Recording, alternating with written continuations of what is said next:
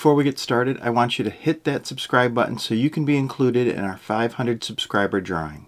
Once we hit that 500 subscriber mark, winners will receive a set of jigs for the type of fishing you do. Stay tuned.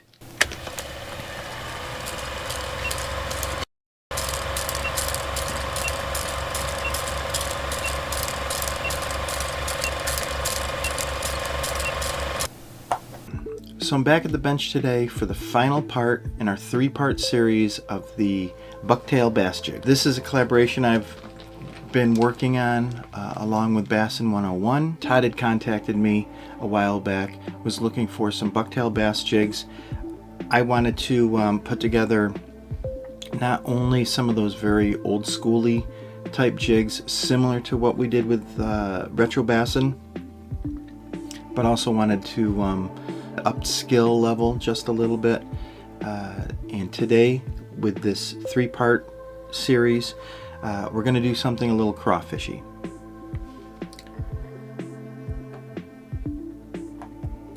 So let's get set up. So in the vise we have that 1/4 Arky head, which is from a Hilts mold. The hook is a Mustad 32755. It's a 4/0 hook. I'm going to use PacBay size A rod wrapping thread. I'm going to use brown today. I've done a couple different patterns, some with a little bit of purple, some with some orange thread, just a combination of colors just to give a really nice crawfishy look. I've tied up a whole bunch. I'm going to send Todd at Bassin 101 a bunch of these. So we'll begin with our size A rod wrapping thread, and I'm going to lock it on right behind the lead collar and walk the threads, touching wraps, down the shank of the hook. I'm going to trim my tag end right when I get to about the point, and I'll continue my wraps just past the point of the hook. First we're going to add some, what I have here is just Marabou hackle tips, and we're going to find a couple that are nice and rounded, and usually 2 is all I need for this. And depending on the size of the feather and how full it is,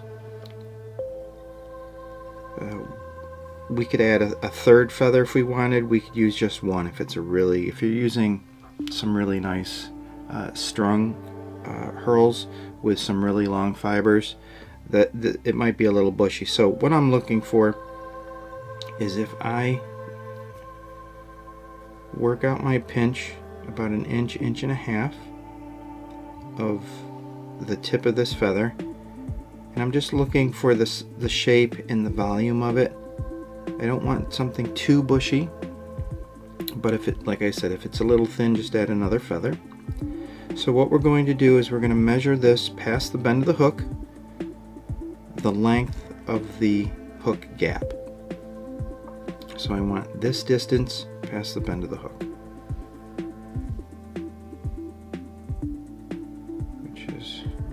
that looks good. I'm going to switch my grip, and I'm not going to snip this yet. I'm going to lay this back down, and I will secure it with a few wraps, walking towards the head, and once that's on, I can just take these butt ends and snip them away. Now I'm not worried about any gap in here. That will be filled in with other material, but we can walk the thread down just to secure the Marabou out of the way. Walk your thread all the way back up to that wrap closest to the hook bend. At this step, we're going to go back to the Krystal Flash number 15 that I've used before. This is that black Krystal flash. Angel hair also has a similar color. It'll work just fine. And what I'm doing is I'm grabbing 4 strands, about 3 to 4 inches long. I'm going to unlock my vise just so I can rotate.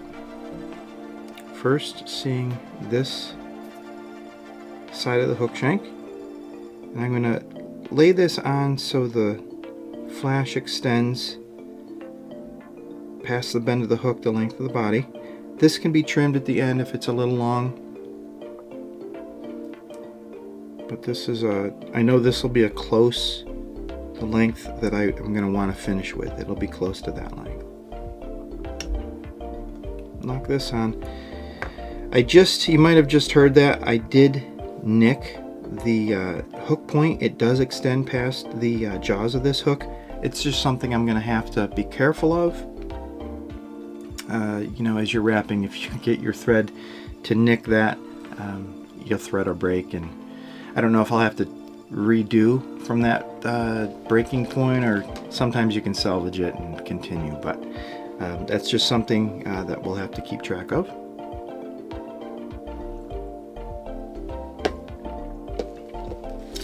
I'm going to rotate my jig to the other side, and we'll do the same thing. I'm looking for 4 strands of this Krystal flash. Again, 3 to 4 inches.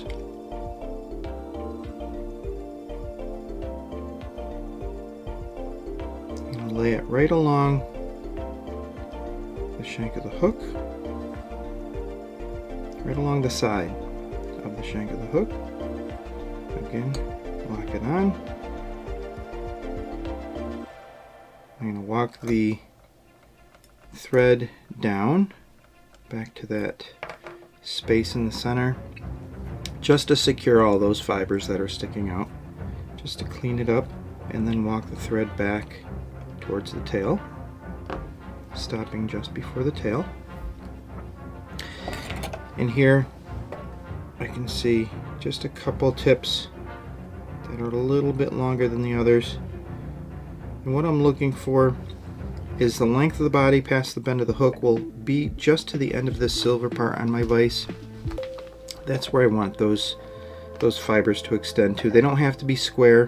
You can see that these two are slightly shorter, these two are slightly longer, and it's the same on the other side. And that's okay. As you're fishing them, they'll come together and look perfect. At this point, you can take head cement and just add a drop or 2 along the threads, just to add a little bit of durability to the inside of this jig. So this is a color that I used on some of the other jigs. It would look perfect on here. Of course, we're looking for some crawfishy colors. It's Danville Chenelle. It's a rayon number 7. Orange is what they call it. To me, it's more of a rust orange, the way the light reflects off of it. And it's a size 3. If you were shopping for Chenelle in the stores, it would be considered a large. But for this, we are using this olive head, and I have this Krystal Antron Chenelle. It's a 4mm, it's a dark olive, and this would be considered a large. So each, just like thread, each Chenelle company seems to have their own sizing style. So I'm just going to snip a piece that's long enough to do a couple of these jigs. So this Chenelle does have some flash in it, but it also has that regular rayon body of olive, which will look really nice on this. So I want to add a little bit of flash, but I'm not trying to do an ice fishing jig. So I take my piece of Chenelle and I begin by just stripping some of the fibers, exposing that thread core. So I can lay the thread onto the jig. I'll lock this on. I began that first wrap, it was a little forward, so I walked back to the base of the tail again, and now I'm just going to walk the threads forward, securing that thread, and I'm going to stop halfway between the tail and the collar of the jig, I'm going to begin my wraps first angling it towards the tail for that first wrap, and I have to be careful not to hit that hook point, so I'm taking a little bit extra care on that. Then as I come around, I'm going to angle 2 wraps towards the head of the jig, and that was between the vise and my bobbin. On this third wrap, as I come around, I'm going to bring the chenille on the outside of my bobbin, so when I switch hands, I pick up my bobbin and begin wrapping, and it's locked in place. Just a few wraps to secure that. I'm going to take this extra strand of chenille and just lay it out of the way. At this point, I got a little bit of a decision to make. I think I want to go, I have 2 different products here. They both work great. I do believe the one product might be a little better for a lighter hook, though I like the color, so I'm not sure. First, we have the Hareline 2-tone rabbit strips. This is the olive with the black tips, and this is just a really nice product. These rabbit zonkers, but I also have sometimes they're called micro zonkers or small zonkers. What these are is a pine squirrel cut the same way, and this is a rust pine squirrel zonker. I'm not sure who makes this one. It's not Hareline, and they've covered the label. I forget who it is, but they're very similar. But like I said, these squirrel zonkers are a little bit smaller. If you are familiar with the size of a rabbit zonker, just kind of think of that half of that. So they're very fine. It would look okay on this jig. The color, definitely, because I like that rust color. It's a dark brown with rusty tips. But I think I want a different size. Let's see. Let's compare.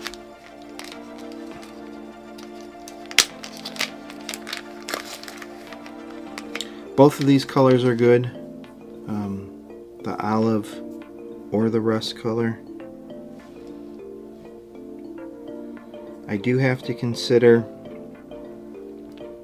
what these will look like wet. So it is going to it is going to compress a little bit, as these fibers get wet and they come together. So I do like this rust color, but I think for this head size, the squirrel zonker might just be too small. Now, I did kind of go back and forth before making this video. For this one, these aren't really jigs Todd at Bassin 101 had asked for.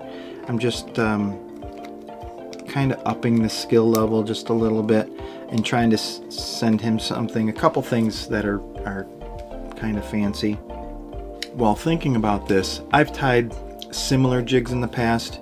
Other good materials to use for the claws for this type of jig would be streamer feathers, neck feathers, those longer streamer feathers, particularly on those capes that you find where the feathers do bend.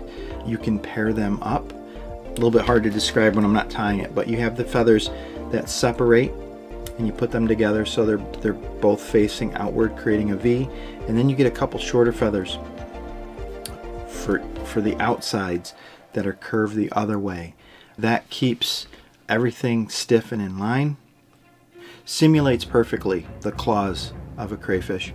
Other materials I could use, I do have some elk body hair that is really long and quite stiff, and you can tie that in very much like the wings on a dry fly, traditional Catskill dry fly, where you lash the butts together in the bunches and you can angle them out, also creating that the claw, simulating those claws. But today we're using the rabbit zonker. What we're going to do is, and I'm not measuring the length of the hair. I'm just going by the leather, and what I want is the length of the body past the bend of the hook. And on this vise, like we've discussed with bucktail, adding the bucktail, the length of the body past the bend of the hook, this does work out to right at the end of the silver part of my jaws. So that's what I'm looking for, about that length. I'm going to separate these hairs before I snip the leather.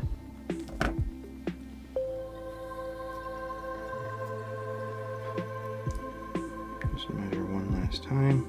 That looks perfect. The butt end,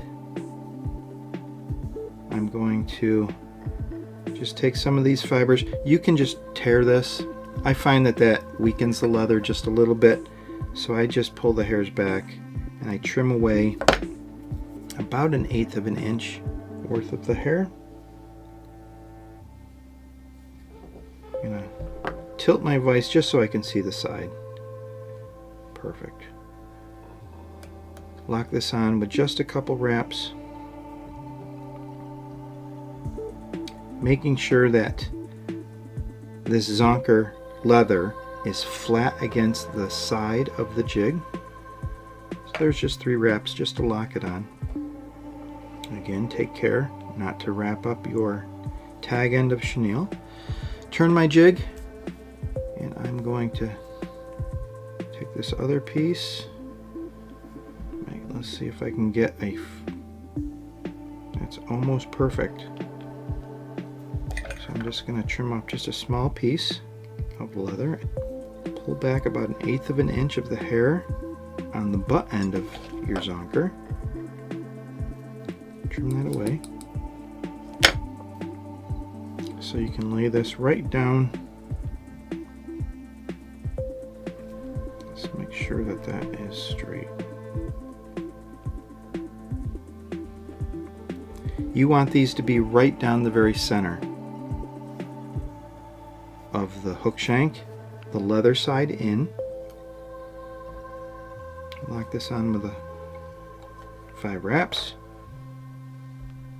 Can you see that? Equal amount on each side. This does extend a little bit up over the collar of the jig. I can nip that away. At this point, now I'm going to complete tying this on, walking the threads right up to the base of the jig head collar. Again, at this point, just a drop of head cement, your Sally Hansen's, your UV light goo. That would all be okay too. But this lacquer-based head cement saturates this well, just because I have it thinned down just a little bit so it saturates the threads. It doesn't leave that hard candy shell on the top. So now we can pick up our chenille. Again, angling it just slightly tight against the base of those claws, the rabbit zonkers. 1 wrap in between the point of the hook and the bobbin. The second wrap, we're hitting the jig head at this point, so I'm going to bring the chenille on the outside of my bobbin, switch my grip one last time, pick up my bobbin, and lock it down with the threads on. The thread is still on the outside, the hook bend side of this collar. It's locked on nice and tight. Trim a piece of chenille. I bring the threads up to the lead collar, locking it on in place just like I was going to tie a bucktail bass jig like we did in part 1. For the body of this, again, we're going crayfishy. I just have an old piece. This is just a natural bucktail. I like this brown because it transitions at the base. It goes from a very light gray into a medium brown into a lighter brown and then has some black tips. It's almost colored like a squirrel tail. If you had a long squirrel tail, that would look fantastic. Also for this body. But bucktail looks great. You could go with some lighter shades. This natural brown is more consistent throughout the hair with a little bit lighter body. You can go even lighter. This deer must have been a blonde. Or you could just use your regular dyed brown. Bucktail would also make a nice body to this. Either the dyed white hairs of the tail with this lighter brown, or that darker brown strip down the middle would make a nice body. So you can play around whatever the colors the crayfish are in your area. Of course, you can't go wrong with olives and oranges. Orange thread for this, and like we said in the beginning, the orange chenille, which would flash some color every time the hairs moved, would be perfect.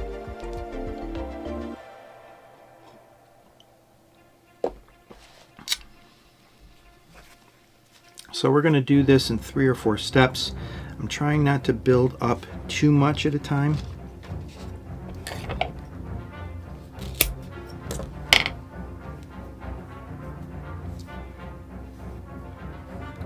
But just like before, remove some of those smaller hairs from the butt of the pinch, switch my grip, and most of these hairs are pretty uniform on this tail, but I do change. There's a couple I'll pull out and put right back in the pinch. I'm going to start at the top, which this is the bottom of our jig. We'll keep that in mind for our final step. And I'm measuring my pinch. I want this hair, just like with our other jigs, I want these hairs to extend past the bend of the hook, the length of the body. On this pinch, my fingers are very close to the bottom of this pinch. I have to be careful because if I choke back too much with my pinch, there will be a lot of these hairs that I won't be holding on to. So if I lash it on and then pull the hairs, there's a lot that will come out. So I got to be careful. But this, I think, is long enough. Change my grip one last time. Keep this very tight. Lay this into place.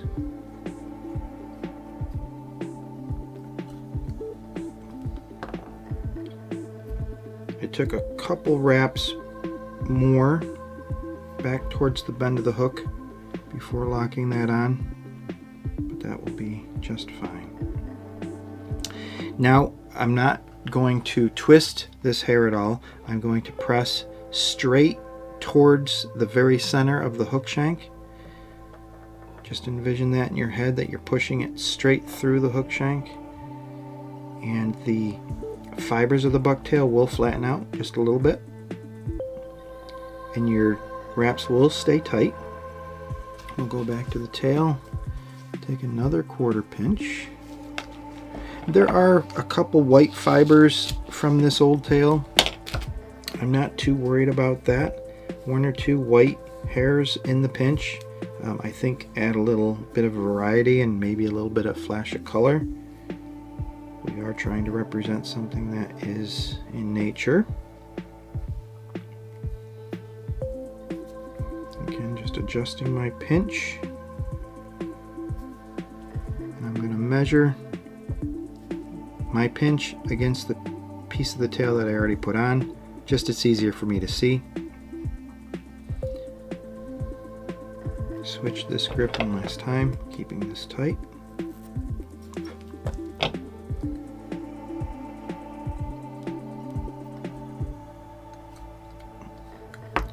So that was 4 or 5 wraps towards the bend of the hook and a couple wraps back to lock it on.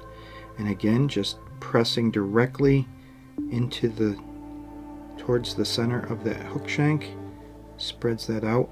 There's a slight gap where I can see where the 2 wings go together. I'm going to leave that for now.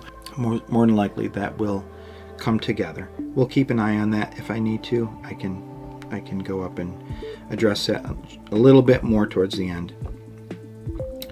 Go back to this side.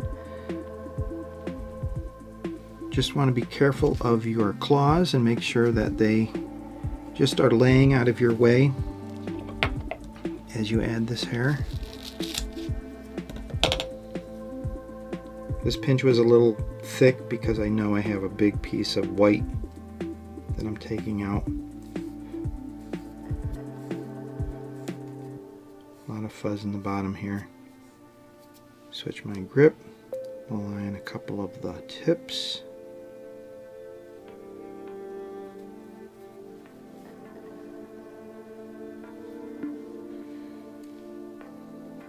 And again, I'm measuring this pinch against the wing that's already locked on.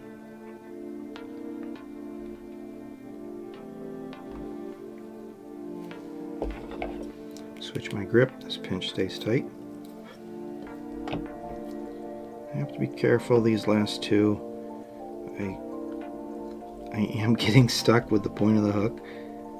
So I did let go of my grip, though it is locked on. There was 5 wraps towards the bend of the hook and 3 wraps back. My bobbin's coming apart in my hand. Oh my goodness. Okay, again, just press that straight down.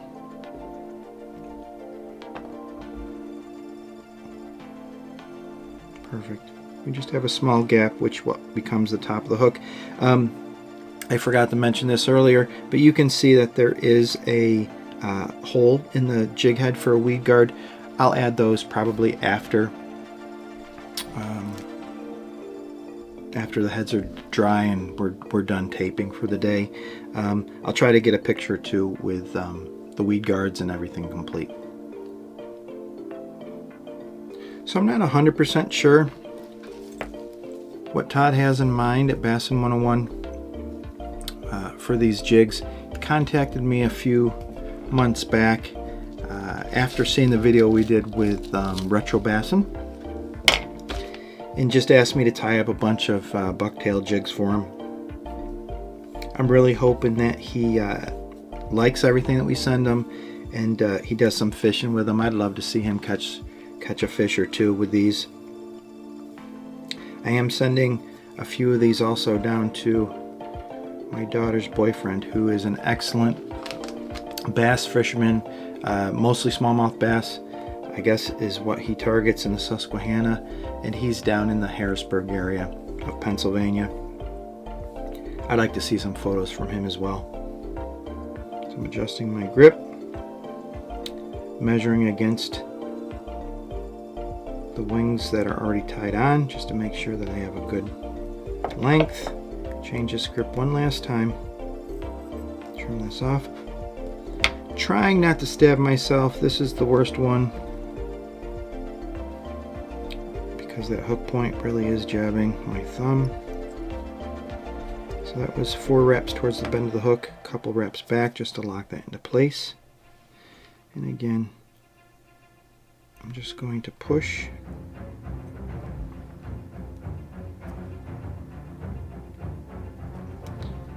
Those hairs with pressure directly towards the very center of the hook shank.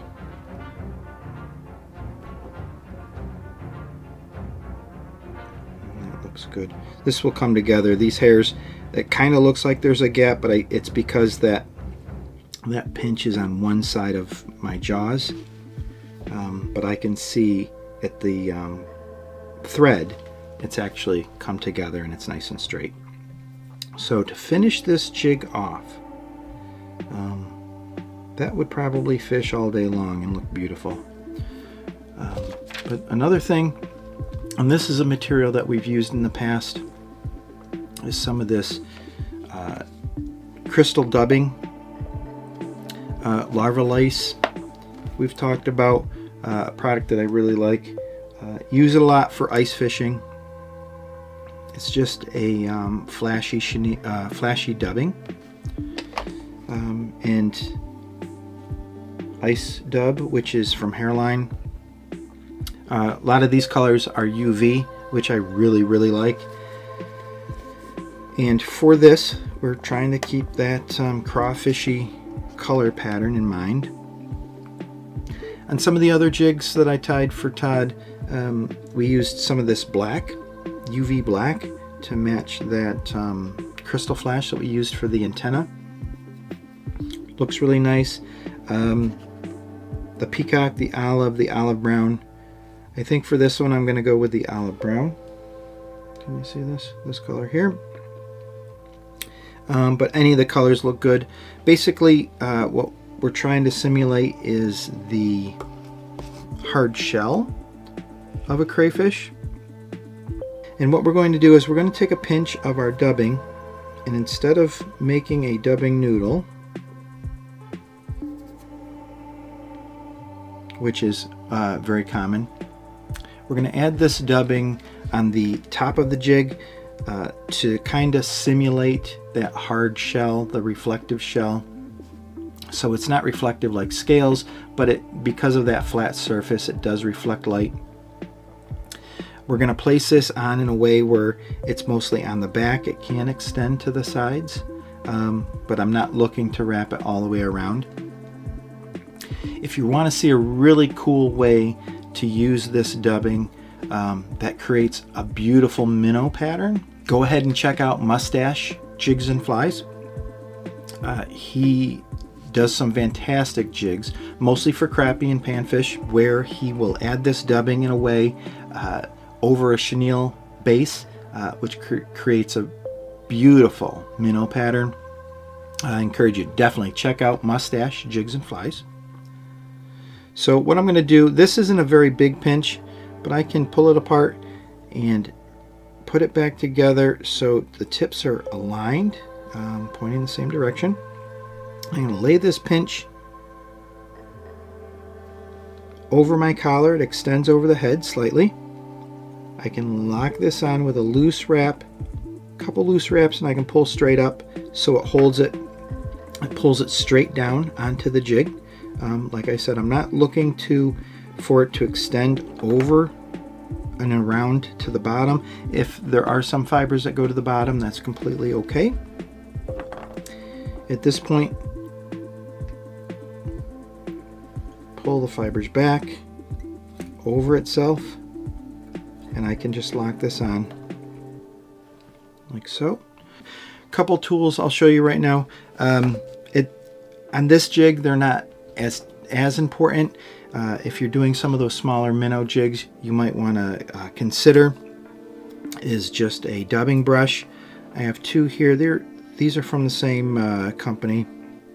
Find these in any of the big fly catalogs. Is just a dubbing brush. This has metal bristles, a little bit more expensive than its twin, which has the nylon bristles. I don't know, about $1 or $2 different. Nice little dubbing brush. Here's an old toothbrush, which I also use to splatter paint onto jigs. This is a very stiff bristle toothbrush, which would work good. But the tool that I've had on my desk the longest and seems to work the best for me is just a popsicle stick with the plastic hooks, the Velcro from a Velcro glued to the stick. And that's just to brush out your dubbing, just to remove some of these loose hairs. I want these fibers to extend back over the wing, but you could also just use your fingers, just pulling away some of the loose fibers before you finish this collar. So I'm just taking care of my wraps, making sure there's not too many gaps in the wraps where the flash will show through. Just want this to be a nice clean head. Before I finish it off, walk the thread up to the head of the jig. These heads are a little bit large. You can use a whip finish tool, but you'd have to be careful of the hook eye as you wrap. I like to just take an opposite color size A thread, make a loop, place it under my last wrap, a couple wraps towards the center of this collar, and then touching wraps back to the head. Snip your thread from your bobbin and take the tag end, place it through the loop and pull it through.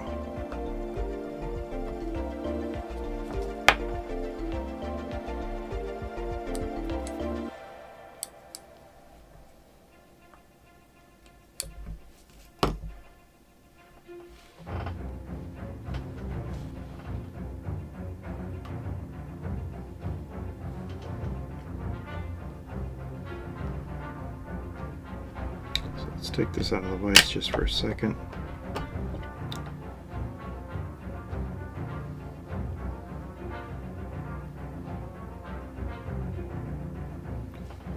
That's what we're looking at. As this gets in the water,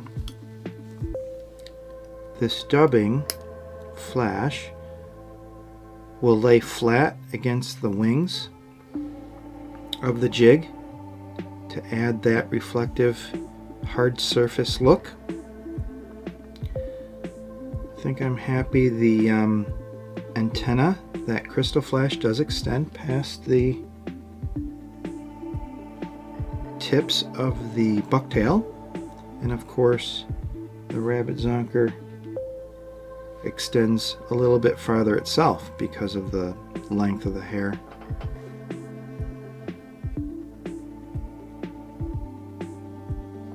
What do you think? You think you'll like it?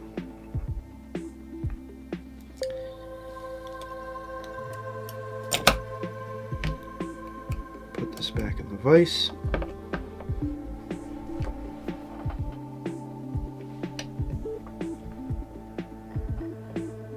We'll finish off the collar with our lacquer-based head cement. This has been thinned slightly so it saturates the threads well.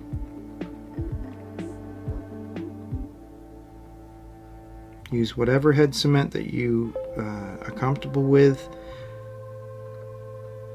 Your UV goo would work well also.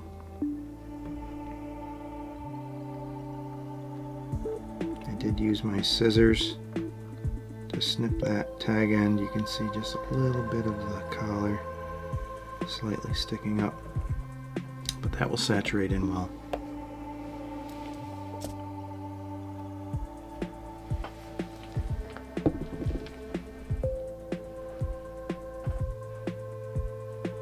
And there you have it.